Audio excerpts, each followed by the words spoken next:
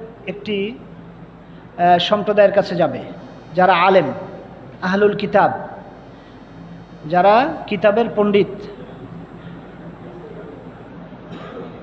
ফালিয়াকুন আউয়ালা মা তাদউহুম ইলাইহি, অতএব যেন হয় সর্বপ্রথম তুমি যেই দিকে তাদেরকে ডাকবে সেই বিষয়টা যেন হয় শাহাদাতু আল্লা ইলাহা ইল্লাল্লাহ, যে লা ইলাহা ইল্লাল্লাহর সাক্ষ্য দেয়া, এদিকে সর্বপ্রথম ডাকবে।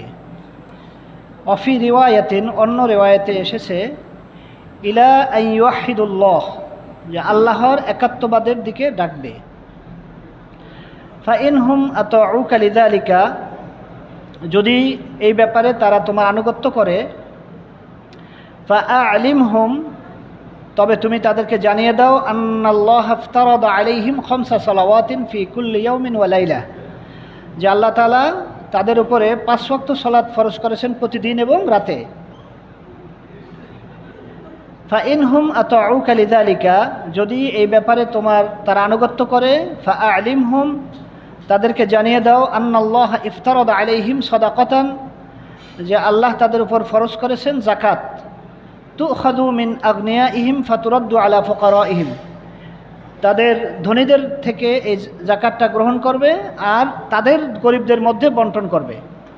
অর্থাৎ যেই সম্প্রদায়ের ধনীদের থেকে যাকাত গ্রহণ করবে ওই সম্প্রদায়ের দরিদ্রদের মাঝে এটাকে বন্টন করে দেবে।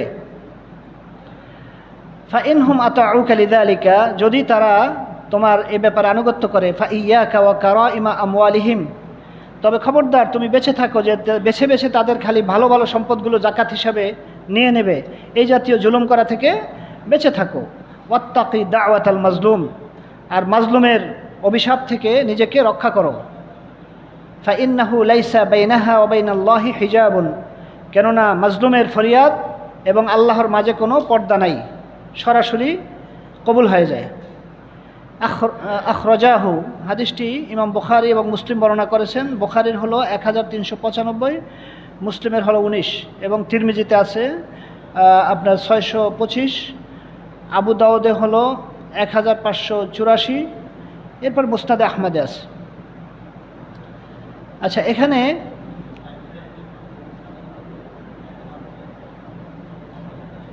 আমাদের যে বিষয়টা জানা দরকার সেটা হলো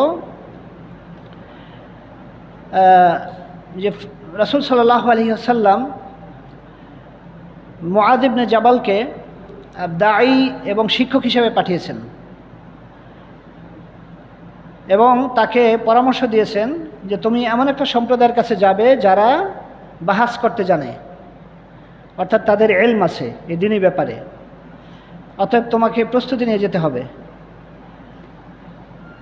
এরপরে লিয়াকুনা আলা আহবাতিন লিমুনাজারাতিহিম ওয়া রদ্দি শুবাহিহিম, তাদের সাথে বিতর্ক যাতে করতে পারো সুন্দর পন্থায়, এবং তাদের যে সংশয় তারা তৈরি করবে সেগুলো যাতে তুমি সঠিকভাবে মোকাবেলা করতে পারো।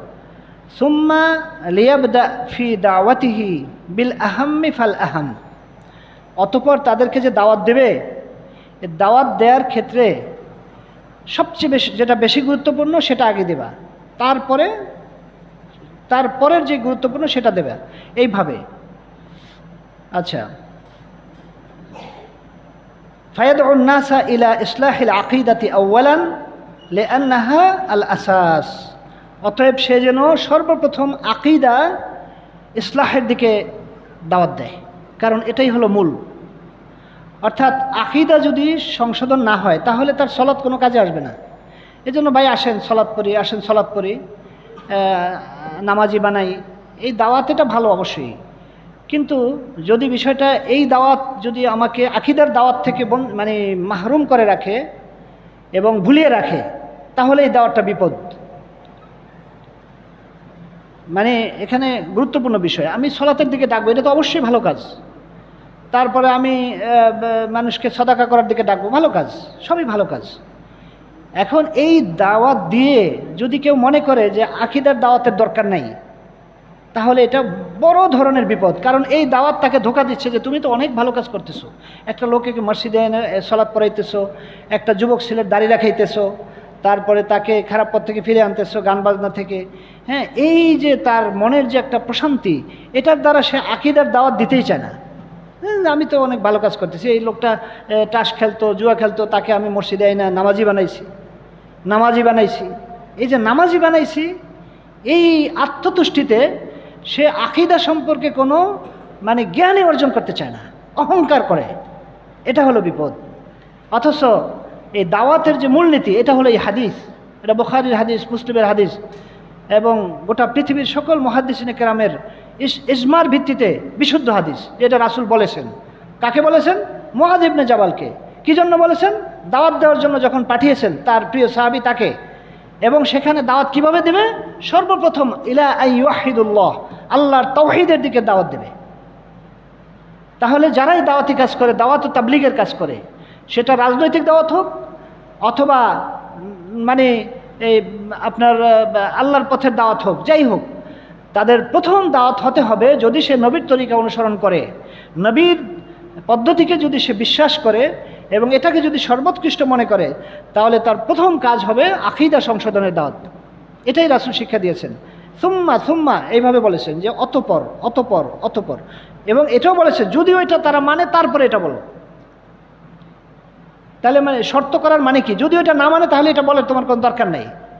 এখন আমাদের যারা আকীদাই ঠিক নেই, তাকে আপনি 1000 বার সালাত পড়ান মসজিদে, সে যদি নবীর কাছে দোয়া করে, ওগো নবী আপনি মদিনা হতে দেখিতেন পারেন দেখিতে, তারপরে আরও কত কথা, যে আসিয়েন মরণকালে শিওরে, তারপরে যখন রাখিবে কবরে আদর করিয়া নিয়েন কোলে, ইয়া নবী সালাম আলাইকা। আচ্ছা, তো এই যে আকীদা, এটা সম্পূর্ণ শিরক।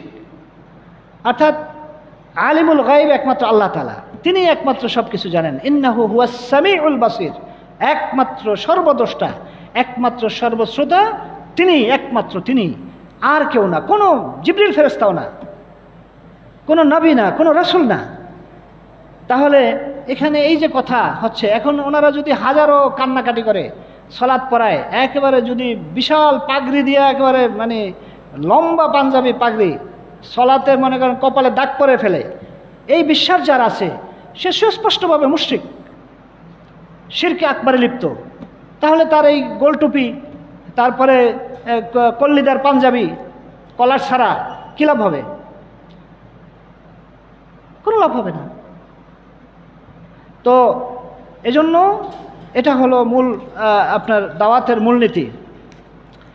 এরপরে হলো এখানে মা ইস্তাফাদু মিনাল হাদিস, যে আন্না মায়না শাহাদাতি আল্লাহ ইলাহা ইল্লাল্লাহ, যে লা ইলাহা ইল্লাল্লাহ শাহাদাত যেটা, এটার অর্থ হলো তাওহীদুল্লাহি বিল ইবাদাহ, অর্থাৎ ইবাদতের মাধ্যমে আল্লাহর একাত্মবাদকে সাব্যস্ত করা। ওয়া তারকি ইবাদাতি মা সিওয়াহু, আল্লাহ ব্যতীত আর যা কিছুর ইবাদত করা হয় এটাকে বর্জন করা। তারপরে হলো আরেকটা শিক্ষণীয় হলো আন্নাল ইনসানা কদ ইয়াকুনু কারিআন আলিমান ওয়া হুয়া লা ইয়ারিফু মা'না লা ইলাহা ইল্লাল্লাহ, যে এরকম অনেকেই হতে পারে যে একজন লোক বড় আলেম, বড় কারি, কিন্তু তিনি লা ইলাহা ইল্লাল্লাহর অর্থটা ভালোভাবে জানেন না। এটা হতে পারে। কারণ কি? আহলে কিতাব যারা, তারা আসমানি কিতাবের পণ্ডিত ছিল, এমন পণ্ডিত ছিল যে তারা নবীকে পর্যন্ত, আমাদের রাসূলকে, সর্বশ্রেষ্ঠ রাসূল, তাকে আটকে দিছে প্রশ্ন করে। 3টা প্রশ্ন শিক্ষা দিয়ে দিছে মুশরিকদেরকে, যে 3টা প্রশ্ন করো। তো 3টা প্রশ্ন করছে, রাসূল তো মানে বলছে যে ঠিক আছে, মানে পারে নাই উত্তর দিতে, না পারার কারণে বলছে আগামীকাল বলবো। তখন আল্লাহ গেছে বেজার হোক আর যাই হোক, রাসূলকে শিক্ষা দিতে চাইছে যে ঠিক আছে তুমি কিভাবে আগামীকাল বলো দেখি। ওহী বন্ধ করে দিছে। রাসূলের সুধারণা ছিল যে আল্লাহ তো আমাকে জানাবেন, আল্লাহ যেভাবে আমাকে সবসময় ওহীর মাধ্যমে জানান, আল্লাহর প্রতি সুধারণার ভিত্তিতে রাসূল বলছে ঠিক আছে আগামীকাল বলবো। তো রাসূল ইনশাআল্লাহ বলতে ভুলে গেছেন, আল্লাহ ওহী বন্ধ করে দিচ্ছে 15 দিন। এখন মক্কার মুশরিকরা তো একেবারে হই রই রে, মুহাম্মদ কিছু মানে বলছে কালকে বলবে, কিসের নবী রবি, হ্যাঁ।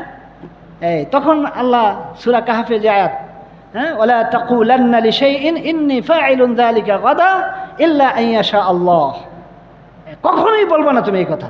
রাসূলকে মানে একবার ধমক দিয়ে বলতেছেন, বলবেই না যে আমি আগামীকাল এই কথা বলবো।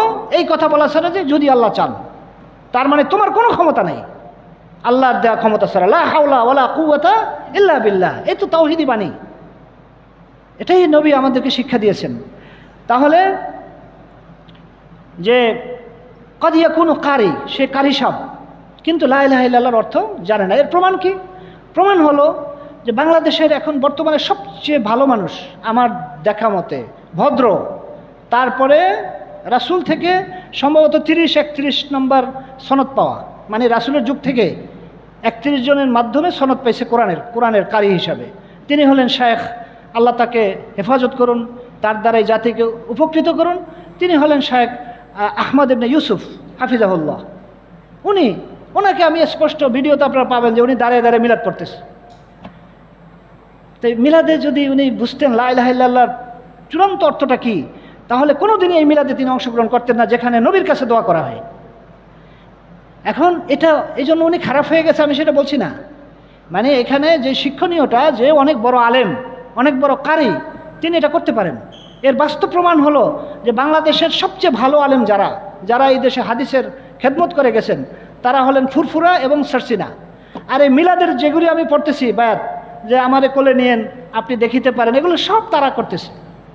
এবং দুপুর রাতের সময় উঠে মসজিদের ভিতরে মিলাদ পড়তেছে, এই রাসূলের কাছে কেঁদে কেঁদে দোয়া করতেছে। আপনারা ইউটিউবে দেখবেন যে সারসিনার মিলাদ, দেখবেন যে মানে শীতল, অন্তর শীতল করা মিলাদ, সেখানে পুরোটাই নবীর কাছে দোয়া এবং শিরকি কথা। তারা আলেম, এ ব্যাপারে কোনো সন্দেহ নাই। এবং বাংলাদেশের সবচেয়ে মানে ভালো মানে বুজুর্গ মানুষ, তারা কোনো সন্দেহ নাই, তাদের আমল আখলাক ভালো, কোনো সন্দেহ নাই। কিন্তু তারা লা ইলাহা ইল্লাল্লাহর অর্থটা বুঝতে পারে নাই, যার কারণে নবীর মহব্বতে শিরিক করতেছে। আমি বলছি না যে নবীর শত্রুতা করে শিরিক করতেছে, আল্লাহর শত্রুতা করে শিরিক করতেছে, না, তারা নবীর মহব্বতে অন্তর দিয়ে কেঁদে কেঁদে নবীর কাছে দোয়া করতেছে, অর্থাৎ লা ইলাহা ইল্লাল্লাহ সে বুঝতে পারে নাই। এটাই হলো যে আহলে কিতাবদের কাছে কেন মুআয ইবনে জাবালকে পাঠাতে হলো। মুআয ইবনে জাবাল তো মানে বড় ধরনের আলেম ছিল না।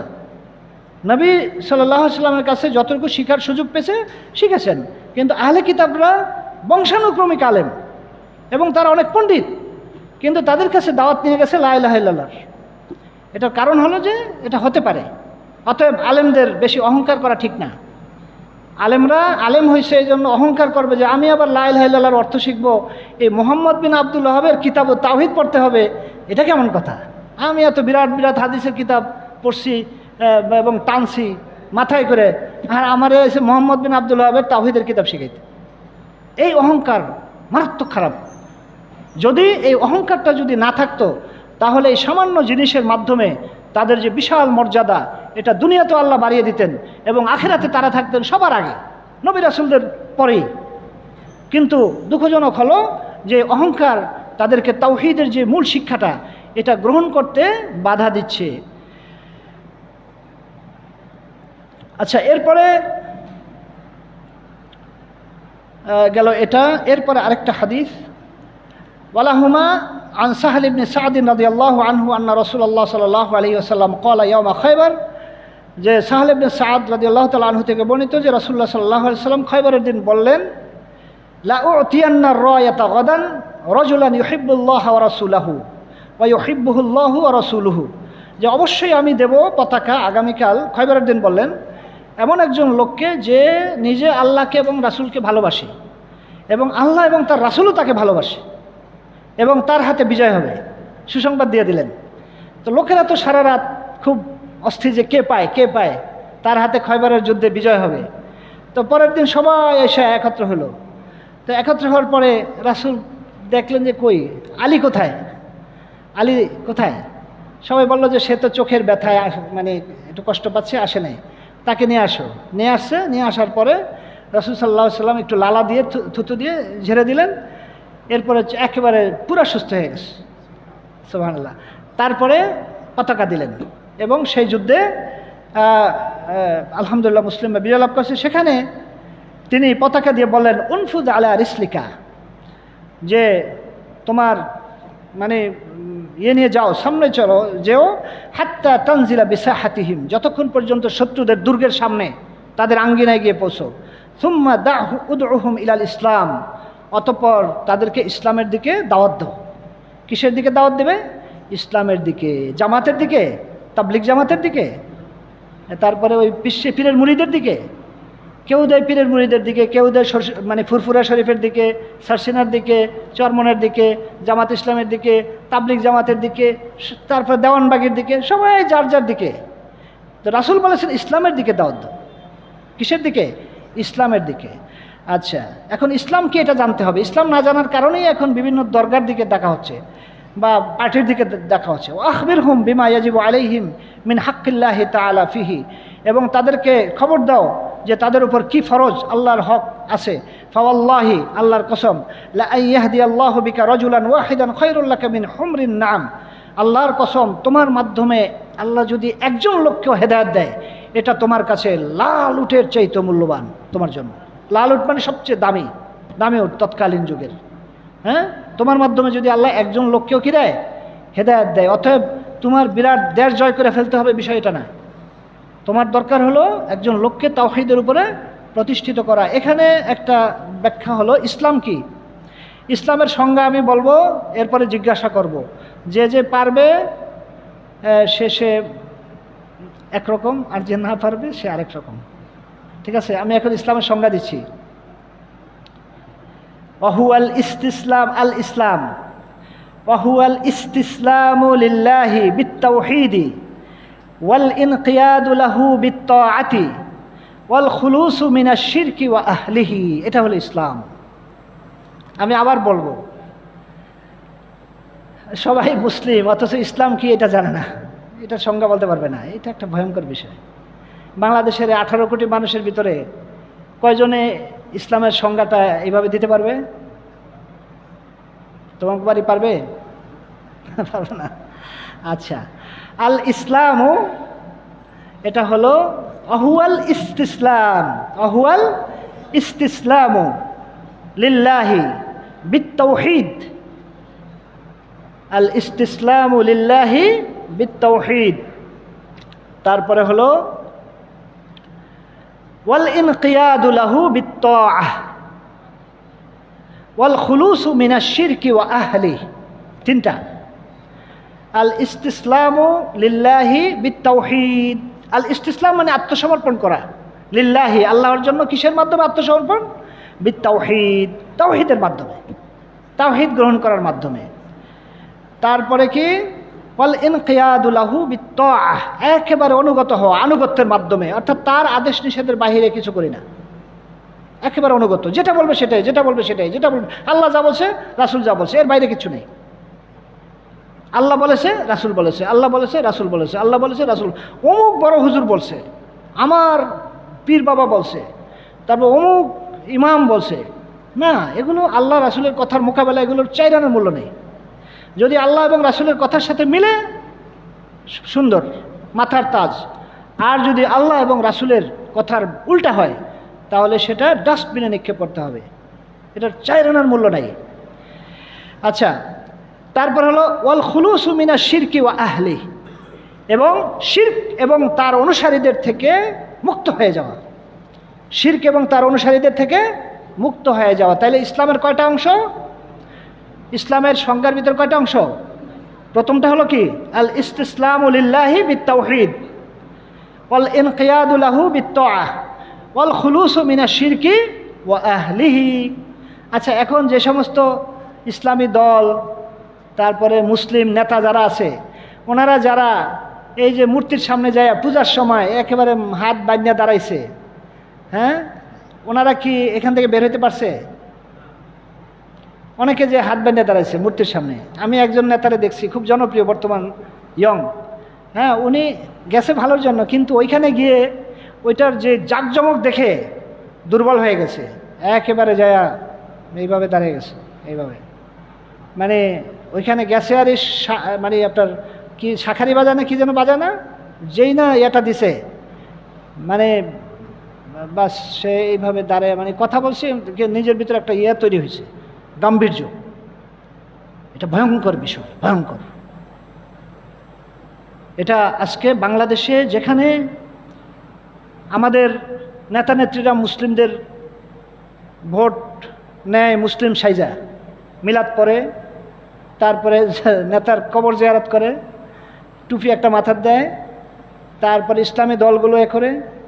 আচ্ছা, যখন এই দেশে যখন শিরক হয়, সবচেয়ে বড় শিরক, তখন তো তাদের উচিত ছিল ইব্রাহিম আলাইহিস সালামের মতো কেঁদে কেঁদে বলা, ইয়া আবাতি লিমা তা'বুদু শাইতান, হে বাবা, হে প্রিয় বাবা, কেন শয়তানের ইবাদত করো, কেন এমন কিছুর ইবাদত করো যে তোমার উপকারও করতে পারে না, ক্ষতিও করতে পারে না। এইভাবে কেঁদে কেঁদে বলতো তারা, পাম দেওয়ার জন্য।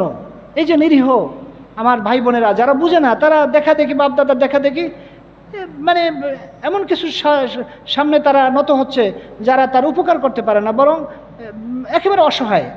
তাহলে সকলের মুখ থেকে তো বের হওয়া দরকার ছিল, কান্না বের হওয়া দরকার ছিল যে ভাইয়েরা এটা করেন না, আপনারা আমার ভাই, আমার প্রতিবেশী, কত আদর, কত মায়া মহব্বত, আম গাছ জাম গাছ বাঁশঝাড় যেন মিলেমিশে আছে, ওরা আত্মীয় হেন। তাহলে কেন কিয়ামতের দিন আপনি জাহান্নামে যাবেন? এটা তো সুস্পষ্ট জাহান্নামী কাজ। এইভাবে মুসলিমদের মুখে মুখে মুখে মুখে কান্না জুড়ত। তাদের নিরাপত্তা 100% অবশ্যই দিতে হবে, যেহেতু তারা জিম্মিদের নিরাপত্তা দিতে হবে। কিন্তু তাই বলে তাদের পূজায় আপনি তাদেরকে উৎসাহ দিতে পারেন না। কার মুখ থেকে বের হয়েছে যে ভাই এটা শিরক, এটা কইরেন না? কই আমাকে হুজুররা, কই আমাকে ইসলামী সেই দরদি নেতারা কোথায়? আর আমাকে এই সমস্ত ভণ্ড নেতা যারা মুসলমানদের জন্য টুপি পইরা মিলাদ পইরা ভোট চায়, এরা কোথায়? সবাই তো দেখি যে চুপচাপ। তাহলে ইব্রাহিম আলাইহিস সালামের লাকাদ কানা লাকুম ফি মানে ইব্রাহিম উসওয়া হাসানা, ইব্রাহিম আসলামের জীবনে তোমাদের জন্য উত্তম আদর্শ রয়েছে। তো কোথায় ইব্রাহিম আসলামের সেই? ইব্রাহিম আসলাম গোটা জিন্দগি তো মূর্তির বিরুদ্ধে কান্নাকাটি করছে, তার বাবারে বুঝাইছে, সুযোগ পাইছে বাস যে ভাঙ্গা দিছে, মানে বুঝিয়ে দিছে যে এরা অসহায়। তো আমরা তো ভাঙতে বলি না, ভাঙ্গা যাবে না, কারণ হলো এরা আমাদের জিম্মি, আমাদের দেশে এরা চুক্তিবদ্ধ, মুসলিমদের দেশে চুক্তিবদ্ধ জিম্মিদেরকে সার্বিক নিরাপত্তা দেওয়া এটা মুসলিম সরকারের দায়িত্ব। এবং তারা আমাদের ভালোবাসা, এবং ভালোবাসা বলতে বাহ্যিক যেগুলো মানে মানবীয়, তাদের আমাদের মানে ভালো ব্যবহার পাবে, আমাদের সাথে সততা ইনসাফের সাথে তাদের সাথে করা হবে। কিন্তু তাই বলে শিরকের সাথে আমরা উৎসাহ দেব তাদের থেকে আমরা ভোট পাওয়ার জন্য? এটা তো পাম দিয়ে তাদের থেকে ভোট নেওয়ার জন্য এই জাতীয় তাদেরকে আমরা বিপদে ফেলে দিলাম। যদি একটা লোকও জানতো এই এই এই সিজনে যে এটা শিরক, তাহলে সে যদি হেদায়েত হইতো, লা ইয়াহদিয়াল্লাহু বিকা রাজুলান ওয়াহিদান খায়রুল লাকা মিন হুমুরিন নাম, তোমার মাধ্যমে যদি আল্লাহ একটি লোককে হেদায়েত দেয়, এটা তোমার জন্য উত্তম। একটা লোক যদি বেঁচে যেত। কিন্তু কি হলো, যে বরং আরো দলে দলে সবাই হিন্দু মানে ধর্ম গ্রহণ করার জন্য রেডি হয়ে গেছে। তাহলে তাদেরকে উপকার করলো না ক্ষতি করলো? ক্ষতি করছে, সমান ক্ষতি করছে।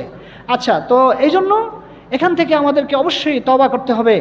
এটা তাহলে নবীর ধর্মের সাথে এটার কোনো মিল হলো না। আচ্ছা আচ্ছা, হ্যাঁ, তারপরে আসেন। আচ্ছা, এরপরে আজকে আরও অনেকগুলো বিষয় ছিল। মানে আমাদের আগামী যে বাবটা আছে সেটা হলো বাবু তাফসির তাওহীদ ওয়া শাহাদাতি আল্লাহ ইলাহা ইল্লাল্লাহ, মানে এই তাওহীদের তাফসির এবং লা ইলাহা ইল্লাল্লাহর তাফসির আসবে সামনে, খুবই গুরুত্বপূর্ণ। এখানে ইব্রাহিম আলাইহিস সালামের কথা আছে, তারপরে আরও গুরুত্বপূর্ণ কথা আছে। আজকে একটা প্রাসঙ্গিক কথা না বললেই নয়, আমি বলবো কিনা চিন্তা করতেছি, বলবো। এটা বলা আমি ফরজ মনে করতেছি, যেহেতু আকীদা বিশ্বাসের সাথে জড়িত। সেটা হলো, আমি 21 টিভিতে হঠাৎ করে দেখলাম যে বাংলাদেশের বর্তমান সিংহপুরুষ আল্লামা মামুনুল হক, উনি অত্যন্ত মানে জাদ্দেল আলেম, এ ব্যাপারে কোনো সন্দেহ নেই। উনি খুবই সাহসিকতার সাথে আপনার জামাত ইসলামের 3টা দোষ উল্লেখ করেছেন। একটা হলো যে জামাত ইসলামী নবী রাসূলদেরকে মাসুম মনে করে না। 2 নম্বর আপনার যে তারা সলাৎ, সিয়াম, হজ, জাকাত এগুলোকে একামতে দিনের মানে আনুষঙ্গিক বিষয় মনে করে, এগুলো যে মূল ইবাদত এটা মনে করে না। আর 3 নম্বর হলো যেটা বলেছেন যে সাহাবায়ে কেরামের সমালোচনা করে।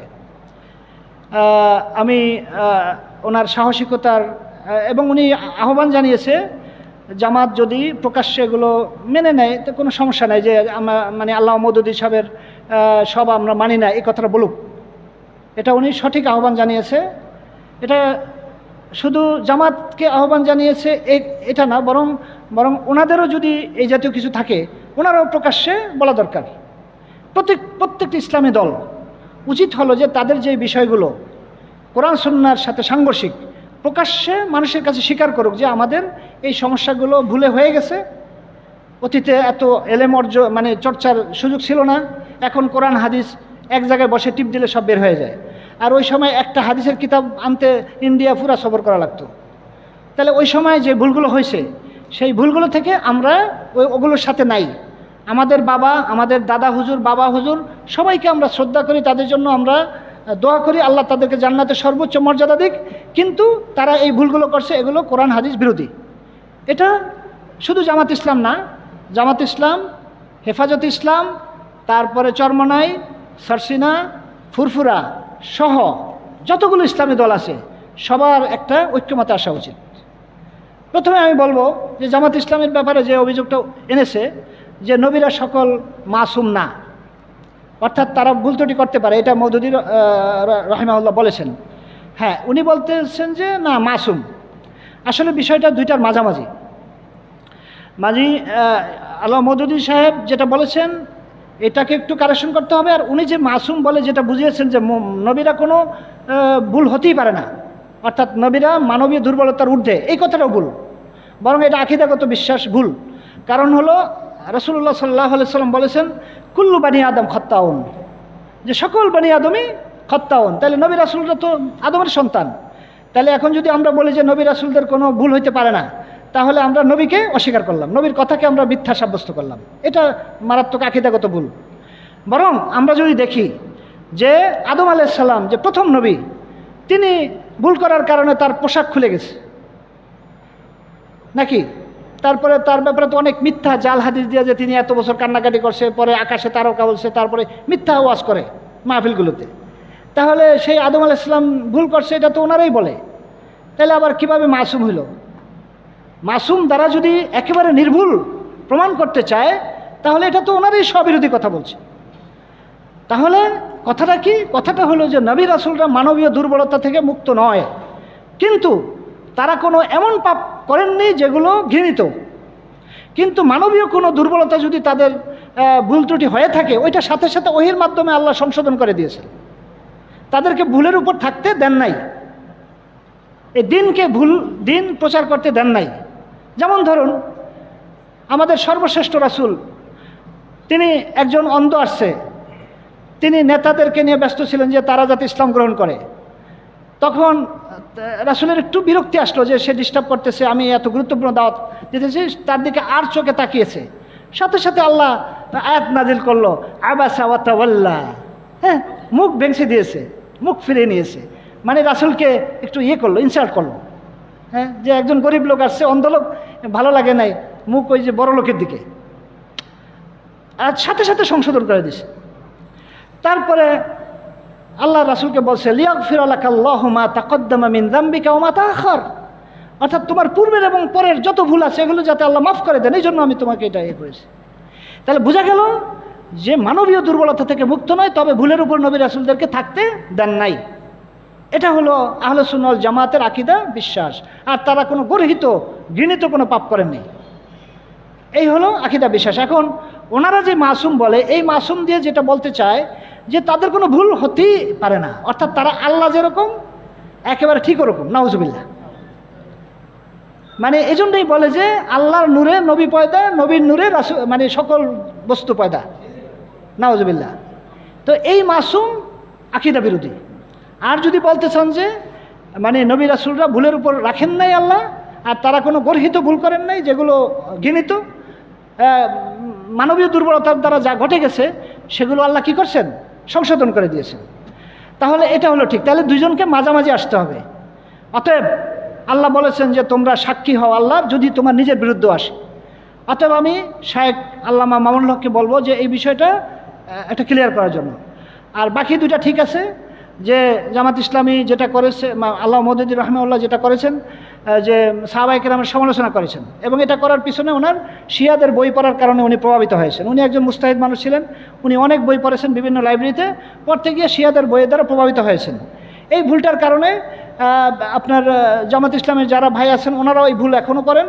তারা দেখা যায় যে শিয়া ইরানকে মনে করে পরিপূর্ণ ইসলামী বিপ্লব হয়েছে, নাউজুবিল্লাহ। এবং পাকিস্তানের মিয়া তোফায়েল আহমদ ছিল জামাতের একজন আমির, উনি বলছে যে আপনার মানে হাম্বলি, শাফি, তারপরে মালিকি, তারপরে আপনার হানাফি মাযহাবের ফিকহ ইমাম খোমেনির হাতে দেওয়া হোক, তিনি যেটা দেন ওইটি ফয়সালা, নাউজুবিল্লাহ। অথচ ইমাম খোমেনি বলছে যে কি বলছে যে আমাদের ইমামদের মর্যাদা এত বেশি যেখানে কোনো নবীও বসতে পারে না, কোনো ফেরেশতাও বসতে পারে না, ওই খোমেনির হাতে দিতে বলছে চার মাযহাবের ফিকহ। তাহলে এটা জামাত ইসলামের একটা ভুল। এই ভুলটা না করুক যে আমরা এর সাথে নাই। শিয়ারা যেটা ভুল করছে, তারা আলোচনা জামাত থেকে বাইরে, তারা যদি সাহাবায়ে কেরামকে বলে যে সব সাহাবা মুরতাদ হয়ে গেছে, এখান থেকে যদি শিয়ারা তওবা করে, তারপরে আয়েশা রাদিয়াল্লাহু তাআলা আনহাকে বলেন জেনা করেছে, এখান থেকে যদি তারা তওবা করে প্রকাশ্যে, তাহলে তাদের সাথে আমাদের মিল হইতে পারে। কিন্তু যতক্ষণ পর্যন্ত শিয়া সম্প্রদায় এই সাহাবায়ে কেরামকে এই মানে মুরতাদ থেকে তারা তওবা না করবে প্রকাশ্যে, তারপর আয়েশা রাদিয়াল্লাহু তাআলা আনহুর উপরে যেই অপবাদ দিয়েছে সেখান থেকে প্রকাশ্যে তওবা না করবে, তারপরে শিয়ারা যেইভাবে আলী রাদিয়াল্লাহু তাআলা আনহুর কাছে দোয়া করে এটা শিরক, এখান থেকে তওবা না করবে, ততক্ষণ পর্যন্ত শিয়াদেরকে ইসলাম বা ইসলামী রাষ্ট্র বা ইসলাম বিপ্লব করেছে এই কথা বলা জামাত ইসলামের মারাত্মক ভুল। অতএব এখান থেকে জামাতকে অবশ্যই প্রকাশ্যে ঘোষণা দিতে হবে। আচ্ছা, একইভাবে আরেকটা কি বললাম যেন, ওই যে মানে দিনের যে মূল মানে নামাজ, রোজা, হজ, যাকাত, এটা মূল বিষয় না, মূল ইবাদত না। মূল ইবাদত হলো একামতে দিন, অর্থাৎ রাষ্ট্র ক্ষমতায় দিন মানে যাওয়া, বা না এটা না, এটা ভুল। রাষ্ট্র ক্ষমতায় মানে হুকুমাতে ইসলামে এটা একটা পার্ট, ইসলামের একটা অংশ, অর্থাৎ ইসলামের শরিয়া অনুযায়ী বিচার ফায়সালা করা, এটা ইসলাম, দিন ইসলামের একটা অংশ, এটা অবশ্যই করতে হবে। কিন্তু তাই বলে গোটা ইসলামটাই সেটা আর নামাজ রোজা তার মানে অনুসারী, এটা ভুল। এটা এখান থেকে জামাতের তওবা করা উচিত এবং এতে তাদের কোনো ক্ষতি হবে না। আপনি যদি বলেন যে জামাত ইসলামের লোকেরা সৎ, 100% সৎ, আলহামদুলিল্লাহ। যদি বলেন তারা দেশপ্রেমিক, হ্যাঁ 100% দেশপ্রেমিক, বাংলাদেশের বর্তমান স্বাধীনতা, সার্বভৌমত্বের অতন্ত্র প্রহরী এবং মুসলিমদের পক্ষের শক্তি তারা, এই ব্যাপারে কোনো সন্দেহ নেই। কিন্তু যেই ভুলটা ইজতিহাদি ভুল, এই ভুলটাকে অবশ্যই তাদেরকে ভুল বলে স্বীকার করতে হবে প্রকাশ্যে, এটা তাদের প্রতি আহ্বান রইল। কিন্তু আল্লামা মামুনুল হক রাহিমাহুল্লাহ বা হাফিজাহুল্লাহ, আল্লাহ তাকে উত্তম জাযা দান করুন, উনি যেভাবে জামাতকে প্রকাশ্যে তওবা করার জন্য আহ্বান জানিয়েছে, ঠিক তেমনিভাবে তার বাবা যে ভুল করেছেন, তার বাবা আল্লামা আজিজুল হক রাহিমাহুল্লাহ, আল্লাহ তাকে জান্নাতবাসী করুন, উনি মসনবী শরীফের অনুবাদ করেছে। মসনবী শরীফ লিখেছে জালালউদ্দিন রুমি। এই মসনবী শরীফের মূল আলোচ্য বিষয় হলো ওয়াহদাতুল ওজুদ, মানে যত কল্লা তত আল্লাহ, বলো নাউজুবিল্লাহ। এই মসনবী শরীফ এখন কওমি মাদ্রাসা সহ বিভিন্ন বাজারে হাজার হাজার করে বিক্রি হচ্ছে, এবং সেখানে ওইটার ভূমিকায় জালালউদ্দিন রুমি লিখেছে এটাই হলো শরীয়ত, নাউজুবিল্লাহ। অথচ এটা ছিল একটা মানে কবিতার বই। এরপরে এটার ভিতরে লেখছে যে এটা হলো ফার্সি ভাষার কোরআন, বলো নাউজুবিল্লাহ, এটা মানে কুফরি কথা। এরপরে এটার ভিতরে আছে বিশ্রামের রজনীতে রাসূল ছিলেন নতুন দুলা, আল্লাহ ছিলেন নববধূ, রাসূল আল্লাহর হাতে চুম্বন করেছেন, নাউজুবিল্লাহ।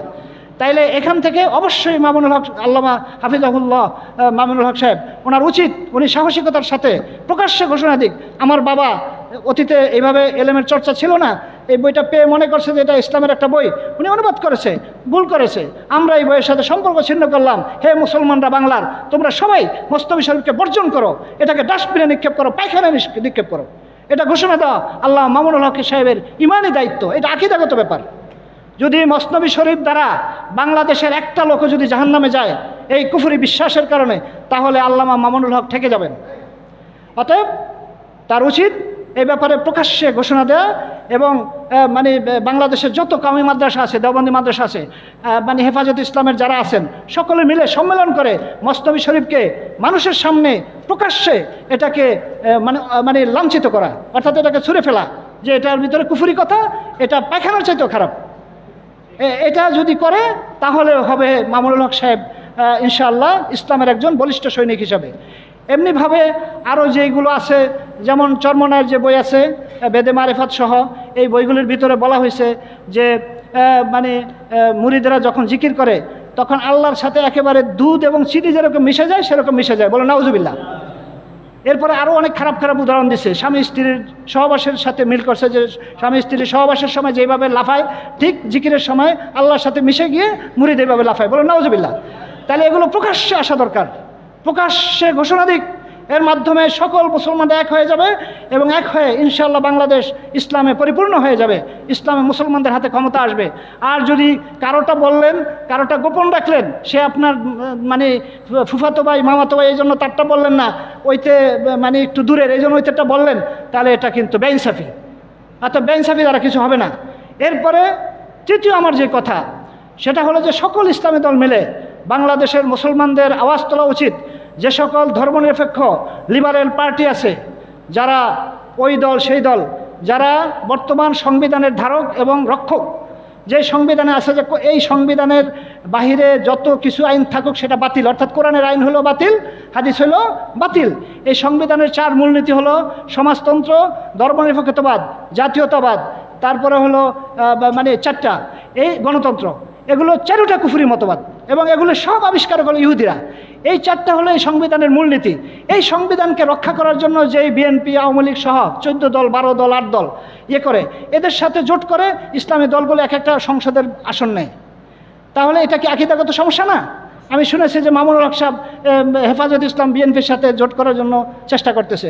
তাহলে জামাত ইসলামে যদি ইজতিহাদি আকীদার কারণে জোট না হইতে পারে, তাহলে বিএনপির সাথে আপনি কীভাবে আকীদা আপনি জোট করতে চাচ্ছেন? এটা তো কুফরি, বরং ভয়ঙ্কর কুফরি, যারা শরীয়তকে অস্বীকার করে, আমরা ইসলামী শরিয়া মানি না। তাহলে এই ধরনের বেইনসাফিপূর্ণভাবে ইসলাম হবে না। অতএব আসুন, আপনি যেভাবে খোলাখুলি বলেছেন ঠিক সেইভাবে যতগুলো ইসলামী দল আছে সকলে মিলে আওয়াজ তুলুন।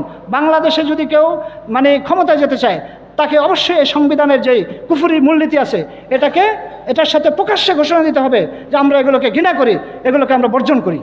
এবং আমরা জাতীয়তাবাদ মানি না, আমরা ধর্মনিরপেক্ষতাবাদ মানি না, আমরা সমাজতন্ত্র মানি না, আমরা গণতন্ত্রে বিশ্বাস করি না, আমরা ইসলামী শরিয়ায় বিশ্বাস করি।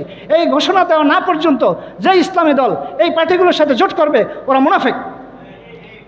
ওরা মানে নিজের স্বার্থে পড়লে ভুলে যায়, আর যখন অন্যেরটা পায় দোষ সেটা বলে। অতএব এই মুনাফিকই ছাড়তে হবে। আমি মনে করি যে মুনাফিক না, এরা সবাই ভালো, হয়তোবা ভুলের কারণে অথবা না জানার কারণে অথবা অলসতার কারণে এই ভুলগুলো এখনও আছে। অতএব আসুন, যেহেতু আলোচনা হয়েছে, অতএব আলোচনা হোক কোন কোন দলের কি কি সমস্যা আছে, তাবলিগের কি সমস্যা আছে, হেফাজতের কি সমস্যা আছে, জামাত ইসলামের কি সমস্যা আছে, আহলে হাদিসের কি সমস্যা আছে।